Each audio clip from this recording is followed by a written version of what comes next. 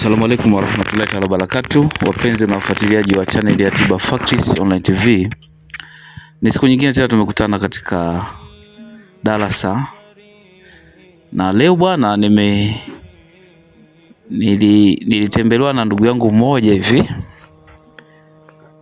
Katika mazungumzo yake akawa anazungumzia habari za viumbe wanaoitwa majini. Akasema, "Shehe, ni kweli majini wapo na wanawatoa kweli pesa?" Kifupi nilisema ndio hapo, lakini majini umetofautiana matabaka na pia umetofautiana utaratibu wa nini wa utoaji wa hizo pesa. Kuna wengine utakapokuwa umefunga nao mikataba watahitaji kafara. Kuna wengine hawahitaji vitu vingi tu, labda atahitaji uchome udi kila mwezi mpya. Kwa hiyo wa viumbe hao wamegawanyika matabaka tofauti tofauti. Sasa kwa kuwa watu elimu ni chache na tunakuwa tuwafahamu wa viumbe, mara nyingi tunaamini kwamba ukisikia pesa za majini unajua kila mwenye nazo anatoa kafara. Hilo ni jambo ambalo lipo kinyume kidogo. Sasa leo nataka nikufundishe kitu ambacho nimekifundisha katika kitabu cha Ulimwengu wa Majini na Vituko Vyao. Ukiwa na kitabu hicho cha Ulimwengu wa Majini na Vituko Vyao, katika ule ukurasa wa 93 kuna kitu pale kimeandikwa kikubwa mno, alafu sije kukifundisha. Na nimeshawishika kukifundisha hichi kitu baada ya mazungumzo ya mimi na huyu ndugu yangu. Nikagundua kumbe kuna kitu cha muhimu sana ambacho watu wanatakiwa wakijue, lakini yoyote atakayefanya hivi ni maamuzi yake binafsi. Pale katika ukurasa huu wa 93 kuna kitu kimeandikwa, muhuri wa jini wa kukupa pesa. Pameandikwa hivyo, muhuri wa jini wa kukupa pesa. Kumbuka ni kitabu cha Ulimwengu wa Majini na Vituko Vyao. Kitabu hichi kimeelezea habari za majini, maisha yao, utawala wao na aina tofauti tofauti za kazi wanazozifanya katika ulimwengu wao wa kijini na kwetu sisi, kwa sababu wao majini wanatawala mbili. Kuna tawala ya kwao ya ujinini na tawala wanaotawala huku duniani. Sasa ukitaka kuzifahamu hizo tawala mbili zinatofautiana vipi, kasome kitabu hichi, kimeeleza vizuri hapo. Sasa hapo kuna huo muhuri wa jini wa kukupa pesa kama unavyoonekana kwenye picha hapo zinazopita. Huo ni muhuri. Sasa huu muhuri kuna namna ya kuutumia. Tena hakuna shida yoyote. Alafu tutakwambia kitu gani. Kuna mtu mmoja, nitakupa stori yake napokwenda kumeza darasa. Pameandikwa au maelezo ya huu muhuri namna ya kutumia, inasemwa hivi: kama ikitokea mmoja wenu anatamani, elewa neno, kama ikitokea mmoja wenu anatamani mali za dunia, tunamaanisha kuna magari, majumba, sivi nini, vikolokolo vyote vya kidunia unatamani uvimiliki hivyo, basi unaelekezwa hii ni njia mojawapo na bora ya kupata mali na vitu vya kidunia. Cha kufanya, unatakiwa ukauprinti huo mchoro katika stationery yoyote kama ulivyo. Sasa nasoma hapa kwenye kitabu changu cha Ulimwengu wa Majini na Vituko Vyao, picha inaopita hapo ndo huo mchoro, lakini wewe uweze screenshot hapo ukaenda kuprint, haiwezekani. Kuna maandishi tofauti tofauti yataonekana. Sasa unatakiwa uende kwenye hicho kitabu chako, kama una miliki soft copy, screenshot, afu ukisha screenshot ucrop. Wala na mambo wanajua jinsi ya crop, yani kuidogosha ile picha iwe katika size ya square unayotaka. Zeni ipeleke stationery, wakaiprint, na katika kuprint kule waiprint ikiwa ina rangi hiyo rangi yake ya kahawia.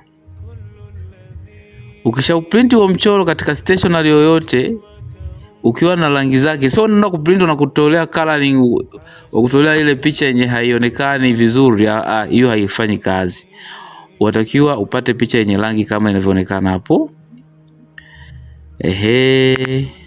Kisha wakisha kuprintia kwenye hiyo karatasi, pembeni ya huo mchoro uzungushie manuizi yafuatayo. Kuna maneno ya kusema, utayaandika manuizi hayo kwa lugha yoyote, iwe ni kwa Kiarabu, iwe ni kwa Kiingereza, iwe ni kwa Kiswahili, ila iwe ni lugha inayoeleweka. Utasema mfano wa nia, jini la pesa. Ule ni mchoro wa jini. Yaani kuna michoro ambayo ikicholwa sehemu inasababisha jini aje. Sawa sawa Na kuna michoro ukichola, unaweza ukachola mchoro wa jini ambaye anahusika na mchoro ule akaenda kutumika katika kazi maalum. Kitabu changu cha Ulimwengu wa Majini na Vituko Vyao namba 2 kitakapotoka utaelewa hilo, kwa sababu huko ndiko kuna hizo michoro za hao viumbe. Kitabu hichi cha mwanzo hakikuonesha michoro ya majini, isipokuwa kimeonesha tu baadhi ya funguo, mihuri za wale majini wakubwa kama kina Storothi, sijui kina Lucifer, Lufokole, zimewekwa tu zile ni nini? Ni alama zao. Lakini sasa kitakachotoka namba 2 kitakuwa kina michoro ya baadhi ya majini wataonekana. Sasa huo mchoro utaambiwa utautumia vipi, kwa utaratibu gani na unafanyaje. Sasa huo mchoro unauona hapo ni mchoro wa jini wa kukupa pesa. Namba zilizoandikwa ukiangalia ni namba zenye zinakuwa ni za katika lugha ya Kiebrania hizo. Sasa utaandika hivi pembeni, yani kuzungusha hiyo talasimu. Unasema jini la pesa. Andika hivyo, jini la pesa, nataka unipatie pesa, unipatie cheo, unipatie umaarufu kutoka kona zote za dunia. Mimi fulani bini fulani. Hapo utajiandika majina yako mawili. Sasa manuizi hayo hakikisha unachola kwa kutumia damu yako. Unielewe vizuri, hii ni elimu ya majini, sio elimu ya Qur'ani wala sio elimu ya mitishamba. Hii ni elimu ya majini.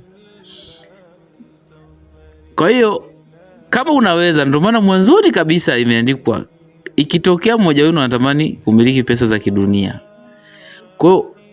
Kwa nini unatumia damu yako na usitumie damu ya mbuzi, ya kuku au ya jogoo, au utumie kalamu ya kawaida? Ili ni agano.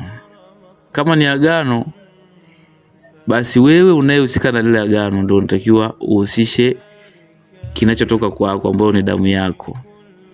Kwa utajua damu yako utaitoa wapi. Kama utajikata kidogo ili upate damu yako, sawa. Kama utajichoma sindano utajifyonza damu, sawa. Ila manuizi hayo ya kuandika uyatumie damu yako. Sasa siku ya kuandika ambao unatakiwa uandike hayo mambo, iwe ni siku ya Ijumaa. Tena Ijumaa saa 8 mchana. Yaani katika ile saa ya zuhurati ile. Na baada ya kuandaa unatakiwa uifushe karatasi hiyo na udi wenye harufu nzuri wowote. Iwe ni udi marashi, udi rozi, zile udi zinazonukia vizuri. Sasa udi marashi ndio inatumika hapo. Na ubani unaonukia. Pia na ubani unaweza kutumika ubani maka, ubani kandari, zinanukia vizuri hizo. Au ukikosa ubani unaonukia utumie ambali. Au unaweza ukaweka na ambali kidogo katika mchanganyiko wako wa huo ubani. Ila ubani ukipatikana, ambali sio muhimu, lakini ukichanganya vyote itakuwa bora zaidi. Sasa unapokuwa unaifusha, kuifusha watu wengine hawajui. Kuifusha ni ile karatasi unaipitisha kwenye ule moshi. Unapigwa upande ule wa ile picha, unapigwa moshi au unapiga moshi.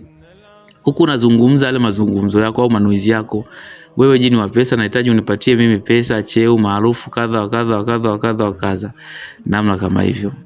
Kwa ukiona unaifusha karatasi hiyo, moshi ule, basi unatakiwa wewe unaipiga ile karatasi na manuizi yako, ndipo unazungumza wewe kuhusu mambo ya kidunia tu. Hapo ni kwamba mambo ya kidunia tu, kwa sababu hao viumbe hawatoi mambo ya kiakhera. Tuelewane, tuelekezane vizuri. Wanatoa mambo ya kidunia tu, kama ni majumba, magari, pesa, nini na nini, namna kama hivyo. Kwa hiyo hutaki kuomba jambo lolote linalohusiana na masuala ya baada ya kufa hapa. Hakuna hicho kitu. Kisha ukishamaliza kuifusha ile karatasi, ishone hiyo karatasi, yani ikunje vizuri, ishone azma hiyo. Nje ushone kitambaa cha kushonea, kiwe ni pesa ya nchi yako, ambayo ni pesa ya noti, iwe kubwa kupita zote. Mfano Tanzania tuna noti ya shilingi 10,000. Marekani kuna dola 100, namna kama hivyo. Na nchi zingine zinajua zenyewe kuna dinari, kuna sijui nini. Utaangalia kwenye nchi yako pesa kubwa kuliko zote kwa thamani ya noti, ndio unatakiwa ufanyeje? Uitumie hiyo. Sasa hiyo noti hiyo ndio unatakiwa ile karatasi uikunje ibaki ndogo, alafu hiyo noti ndio uishonee. Ukishaishona ndio hiyo kama kimfuko chake. Kwa hiyo ndio maana hiyo pesa itakuwa haina thamani tena kwako. Kuhusu uzi, unaweza kutumia uzi wa rangi nyekundu, itapendeza zaidi, ikawa inafanana na nini? Na noti ile. Sasa ndani yake, katika azima hiyo, ni ndani ya ile karatasi, kabla hujaingiza kwenye hiyo noti ambayo unataka kwenda kuishonea, utaweka ambali nyeupe ya baharini kidogo. Utaweka ambali nyeupe ya baharini kidogo. Jamani, sasa hapa ndio penye kuna kachangamoto kadogo. Ambali nyeupe inapatikana kwenye maduka ya dawa za asili. Ambali nyeupe haipatikani kwa Ustaz Bashiri. Nimekuwa nikipokea simu nyingi sana. Kuna wakati kwa inakuwa nayo, na ukibahatika unaweza ukainunua kutoka kwangu, lakini kwa sasa hivi nazungumza hivi, ambali nyeupe mimi sina, ila inapatikana kwenye maduka ya dawa za asili. Unachotakiwa ni kwenda ukaitafute, ukaiulizie, unamwambia kabisa nahitaji ambali nyeupe ya baharini. Sihitaji ambali ya kawaida, nahitaji ambali nyeupe ya baharini. Ina sifa mbili ambali nyeupe ya baharini. Kwanza, inakuwaga ni ndogo. Yaani utapewa kipande kidogo, lakini kitakuwa na thamani kubwa. Kwa Tanzania, thamani yake inaanzia 100,000, 1,500,000, 200,000 na kuendelea kulingana na ukubwa wa kipande atakachukua amekikata yule muuzaji. Ila ukiona umeenda kuulizia ambali wakakwambia ipo 5,000, 6,000, 10,000, hiyo sio ambali nyeupe ya baharini. Na kinachofanya mpaka wanakuuzia hiyo nyingine ni wewe kufika pale unasema nahitaji ambali. Sasa unapomwambia muuzaji nahitaji ambali, anakupa ambali yoyote, na ambali zipo za aina tofauti tofauti. Kuna ambali nyeusi, ambali ya Hindi, si ambali nini. Nenda ukiwa umejiandaa kabisa, nahitaji ambali nyeupe ya baharini. Kwa hako ndio kipengele nitakiwa ukazingatie. Kwa unapoingia kwenye mfumo, hakikisha kwanza uwe na uwezo. Jambo hili uweze ukalifanya ukiwa hauna pesa. Mfano, ambali tu kuinunua inaanza na 100,000 au 1,500,000. Wewe kama huna hela uweze ukafanya jambo hili. Kwa hili ni la watu wenye nafasi, Kwa tuwapishe kidogo. Kwa hiyo ukishaweka ile ambali nyeupe ya baharini kidogo, ndio unaikunja ile karatasi afu iweka kwenye ile noti ulioishona ili ukamilishe ushonaji wako. Baada ya hapo ukishaishonea imekaa ndani, na maana kile kishilingi labda 10,000 kwa Tanzania ndio kinakuwa kimfuko chake cha ile karatasi. Mule ndani ndio unakuwa umeweka ile ambali. Baada ya hapo utakuwa unaibeba hiyo kama azma. Azma ni kitu chochote kilichofungwa kwa manuizi maalum, kwamba hii labda iwe kinga au kwa ajili ya kutoa msaada fulani na kadhalika. Kwa hiyo ndio azma zinakuwa hivyo. Kwa hiyo utaibeba kama azma hiyo, utaiweka katika pochi yako au wallet yako au mfuko wa nguo yako. Yaani hii ukishaishonea ibebe katika mambo yako, labda kazini nenda nayo, wapi nenda nayo, kwenye shughuli zako zote wewe nenda nayo. Sawa sawa Tumeelewana jamani? Najua mnaitika. Sasa ndio hivyo. Usije ukaishonea alafu ukaiacha nyumbani. Hii unakwenda nao popote pale unapokwenda. Unakuwa umefanyaje? Umeiweka kwenye wallet au kwenye mfuko. Sababu uzuri wallet inakuwa na vifuko vingi au pochi. Hapo kazi yake imeisha. Sasa kuna jambo la msingi hapa kama sio la sekondari. Mwezi ukiandama, kila mwezi inapofika kila mwezi, hii ndio sasa kafara yake sasa. Kumbuka hawa viumbe huwa wafanyi kazi bila mikataba. Sasa mkataba wa huyu kiumbe uliyembeba au uliyemtengeneza wewe, anataka kila muandamo wa mwezi ule ukiwa na siku 7 hadi 14. Yani unaona mwezi umeandama leo, basi kuanzia siku ya 7 mpaka siku ya 14 pale katikati tafuta siku ya Ijumaa. Yani ipate siku ya Ijumaa katika zile kuanzia siku ya 7 mpaka ya 14. Sio niambie kwamba je kama nikitafutia siku ya Ijumaa ya kwanza, elewa swali, usije ukachanganya vitu hivi. Hivi vitu vinakwenda na utaratibu. acha mwezi uandame. Kwenye kalenda zile za Kiarabu unapoandama mwezi ndio tarehe 1. Acha uandame. Hesabu siku ya kwanza, ya pili, ya tatu. Ikishafika siku ya 7, tafuta Ijumaa ndani ya zile siku 7 za mbele pale. Kwa kwanza siku ya 7 mpaka siku ya 14, tafuta Ijumaa moja. Ikishafika Ijumaa hiyo, utakapogundua kwamba Ijumaa itakuwa ni siku fulani, utakuwa unaipatia sadaka kwa kuichomea udi. Jamani, udi ndio sadaka yake hii. Unachomea udi unaonukia sana kupita zote. Hapo ni udi malashi ndio unahusika hapo. Au kama kuna udi wengine unanukia zaidi, choma. Kwa hiyo utatafuta udi unaonukia zaidi kupita zote, kisha unachoma, alafu unaitoa ile karatasi kwenye wallet yako au kwenye pochi yako, unaifusha kwenye ule moshi wa udi, unaipitisha pale juu, unatia tena manuizi yako kama ulivyofanya mwanzo, kwamba wewe jini wa pesa, nataka unipe mimi pesa, unipe cheo, unipe umaarufu, unipe nini na nini kutoka kona zote za dunia, mimi fulani, mimi fulani. Ndio manuizi yako hayo. Basi ukifanya hivyo utafungukiwa na mambo wewe, ila ya kidunia, sio ya hela. Pesa hizi hazina dhambi yoyote. Labda nikutoe nani, hakuna anayekufa kwenye familia yako wala kwenye chochote chenye kinahusika na wewe. Hakuna kitakachopotea. Wala hauna masharti ya hizo pesa kwamba bwana, sasa hizi pesa usihonge, usiwape wanawake, usinywe pombe. Vyovyote vilifanya, lakini hazina masharti yoyote. Kwa sababu talasimu hiyo imebeba uwezo wa miongoni mwa majini wanaoleta pesa. Utamiliki pesa sana, utakuwa na kila kitu. Pesa hizo hazina kipingamizi chochote. Unaweza kufanyia chochote. Usije ukaniuliza baadaye kwamba hata kufanyia hivi. Maswali yao sihitaji. Ukipiga simu kuniuliza swali lingine. Nimemaliza hapa. Pesa hizo hazina kipingamizi cha kufanya jambo lolote. Sio kama yale mapesa unapewa huko Swindagu, unaambiwa bwana, wewe sasa unatakiwa usivae viatu, sio ulale chini. Hii kitu haipo. Hii kitu haipo. Unaweza kufanya jambo lolote. Cha msingi tu angalia matumizi yako yanaenda vizuri. Unaona bwana? Sasa kuna sharti moja tu, ili ndio la kuzingatia. Katika yote uliosikiliza yafanye, lakini hili la mwisho hili ndio la msingi kama swala sekondari. Talasimu hiyo ulioichora na ukaitengeneza hivyo, inatakiwa uitumie ndani ya miaka 4 tu isiyozidi. Uitumie ndani ya miaka 4 tu isiyozidi. Baada ya hapo, ikikamilika ile miaka 4, umepata, hujapata, unatakiwa ukaitupe talasimu hiyo baharini au ziwani, kwa wale wanaoishi kwenye maeneo ya maziwa hakuna bahari. Au kama hakuna ziwa wala bahari, kaitupe mtoni.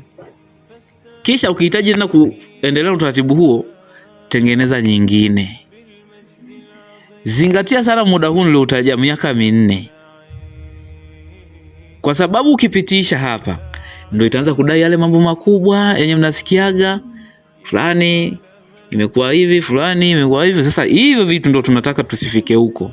Kwa sababu ukisha itupa kule, tayari yule kiumbe anaondoka, hana tena muda na wewe wa kufanya kazi na wewe. Kwa hiyo pale utakapotengeneza nyingine, unamtengeneza kiumbe mwingine mpya ambaye hatakuwa na mazoea wala hatakujua majukumu yaliyofanyika kabla yake. Kwa hiyo hivi ndivyo ilivyo. Sasa aka kipengele kimeandikwa kwenye kitabu changu cha Ulimwengu wa Majini na Vituko Vyao. Sije kukafundisha, lakini nimejikuta tu nimeshawishika kukufundisha wewe, kwa sababu kuna mtu nimefanya naye mazungumzo ambaye amenishawishi ni kufundishe wewe. Sasa yupo mtu mmoja, nataka nikupe sasa story yake mwishoni kama nilivyokuahidi. Mtu huyu alitengeneza talasimu kupitia kitabu changu. Baada ya kusoma akatengeneza, akawa ananiuliza maswali kipindi anaitengeneza. Nimefikia kiwango fulani, je, hapo kuna kingine ni cha kuzidisha? Naambia hapana, ufuata tu taratibu hivi. Yule bwana alipoitengeneza ile talasimu, akaanza kuitumia ndani ya miezi isiyozidi 2. Huyu bwana alipata mafanikio makubwa sana. Sikwambia ipata nini, ila nakushauri au nakupa maelekezo. Alipata mafanikio makubwa sana. Sasa pale kazini kwake, wafanyakazi wenzake wakaanza kumdadisi, wewe haya mafanikio umeyapata vipi? Umepata vipi? Mbona tuko wote hapa alafu kazi unafanya moja, mshahara mmoja, wewe hichi unamiliki hichi mara kile, umepata vipi? Walipomdadisi sana, ndipo akawaambia hivi, tafuteni shilingi milioni 5 niwapeleke kwa mtu aliyenifanyia hichi kitu.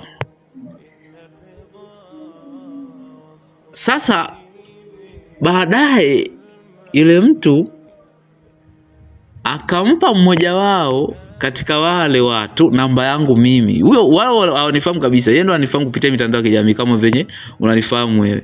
Sasa yule mtu bahati nzuri Mungu akampa ile ilhamu ya kunipigia mimi simu direct. Alipopiga simu kwangu akaniambia, wewe umemtengenezea mtu fulani kadha amefanikiwa hivi.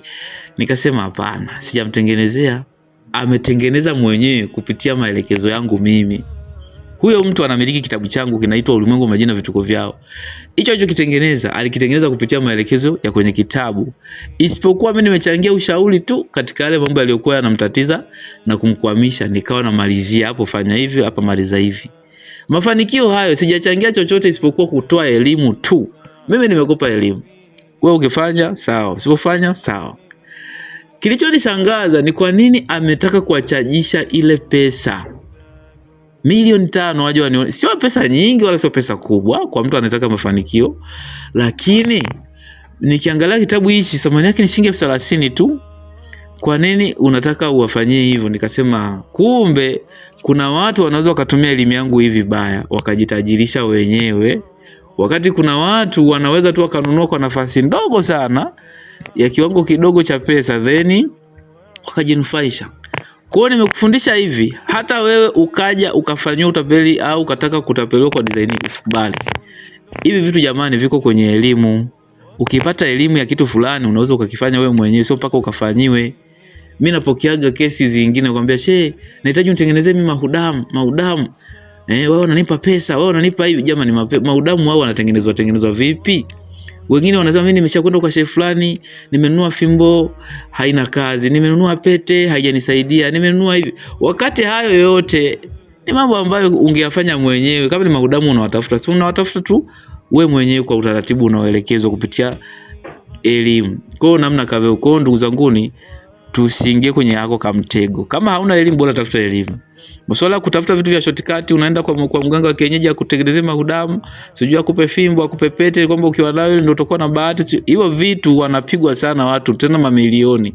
Sasa fikiria huyu mtu anawaambia watafute milioni 5 waje kwako, wakati mimi kumbe kitabu chenyewe kilichoeleza elimu kinauza 30 tu. Sikushauri ununue hicho kitabu. Ila kama unatamani kuyapata maelekezo yaliyokamilika, kitafute hicho kitabu. Nimekuja kukupa elimu imekamilika kabisa, hakuna nilichoacha wala hakuna kilichobakia. Ila ukihitaji kitabu chake, bei yake ni 30,000. Kinaitwa Kitabu cha Ulimwengu wa Majina Vituko Vyao. Kitabu namba 1, na inshallah mpaka kufikia kwenye mwezi wa 7 wa 8 tutakuwa kuna kitabu namba 2, kwa sababu namba 1 ishatoka, namba 2 kinaandaliwa, na ndicho kitakuwa kina vitu vigumu kidogo. Kwa inshallah somo tumeishia kwa hapa. Pia unaweza ukapata vile vitabu vyangu vingine kama vya Abjad F20 kipo namba 1 bado, Barati kuna namba 1 namba 2, Maajabu ya Qur'an namba 1 namba 2 vipo, Maajabu ya Mitishamba katika kutibu maradhi ya kijini na uchawi namba 1 namba 2 namba 3 vipo, Mwongozo wa Tabibu pia kipo, na Mwongozo wa Tabibu mpaka kufikia mwezi wa 7 tutakuwa tuna kitabu namba 2 cha Mwongozo wa Tabibu, na chenye kitakuwa ni kigumu kidogo, chenye kimejaa vitu vizito. Kwa inshallah tukutane siku nyingine sana, wakati mwingine. Mimi ni Ustaz Bashir na hii ni Tiba Facts Online TV. Assalamu alaikum wa rahmatullahi ta'ala wa barakatuh.